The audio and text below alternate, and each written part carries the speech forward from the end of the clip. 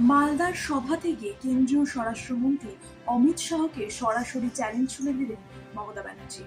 Voter তালিকা থেকে নাম বাদ যাওয়ার অভিযোগে তিনি বলেছেন, যাদের নাম কাটা হয়েছে তাদের সামনে এসে দাঁড়ানোর সাহস আছে কি? শনিবার মালদার বিভিন্ন এলাকায় একাধিক সভা ও পদযাত্রার অংশ নেন মুখ্যমন্ত্রী। মানিকচকের সভায় তিনি উপস্থিত জনতার মধ্যে যাদের নাম ভোটার তালিকা থেকে বাদ গেছে তাদের হাত তুলতে বলেন। দেখা যায় বিপুল সংখ্যক মানুষ হাত তোলেন। এত মানুষের নাম বাদ যাওয়ার বিষয়টি দেখে বিস্ময় প্রকাশ করে তিনি বলেছেন, এভাবে নাম কাটা গেলে ভোটটা দেবে কে? তিনি অভিযোগ করেন, নির্দিষ্ট কিছু এলাকায় পরিকল্পিতভাবে ভোটারদের নাম বাদ দেওয়া হয়েছে।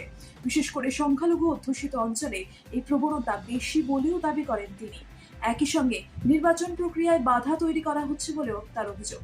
মমতা বন্দ্যোপাধ্যায় দলীয় কর্মীদের নির্দেশ দেন, যাদের নাম বাদ গেছে তাদের পাশে দাঁড়াতে এবং দ্রুত প্রয়োজনীয় ফর্ম পূরণ করে পুনরায় আবেদন করতে সাহায্য করতে। তিনি জানান, আগেও বহু নাম বাদ গিয়েছিল, যাদের মধ্যে অনেকগুলি পরে পুনরায় তালিকার অন্তর্ভুক্ত হয়েছে। তাই সবাইকে আইনি পথে আবেদন করার পরামর্শ মুখ্যমন্ত্রী মমতা বন্দ্যোপাধ্যায়।